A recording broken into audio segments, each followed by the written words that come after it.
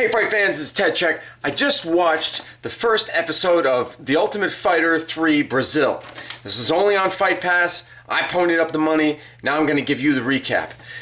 They started off by recapping the hatred between Wanderlei Silva and Chael Sonnen, and really you can't describe it any other way. At least the way that Wanderlei Silva talks about Chael Sonnen. I don't think that Chael Sonnen really dislikes Wanderlei Silva. Chael Sonnen just, really I think that Chael Sonnen's been misunderstood.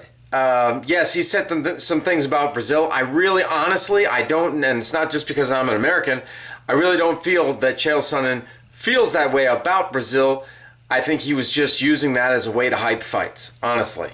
And I think the Brazilians are going to, especially the ones on his team, are going to come to respect him by the end of this show. But anyway, he says, Chael Sonnen is interviewed, and he says he finds Wanderlei Silva peculiar, and that he should have left the sport a long time ago. I mean, that's up for debate. We've had lots of great fights by Wanderlei Silva in the UFC. We've had some disappointments, and we've had some great ones. You know, the war with Brian Stann, the war with Chuck Liddell. You know, so we've had some great fights with Wanderlei Silva.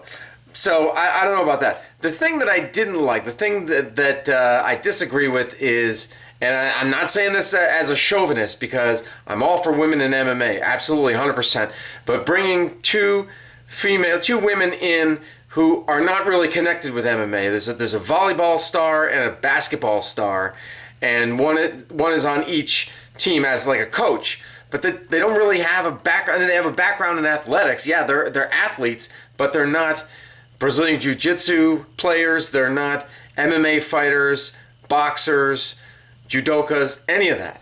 I don't know, it just doesn't fit with me. The ring girls, the Brazilian ring girls, yeah. Anyway, let's get on to the fights real quick here. Job Kleber, he beats Goncalo Salgado by knockout. Then we had a guillotine tap out. This Paulo Costa over Jose Roberto Rocha. The third fight, there was Iriton Rocha.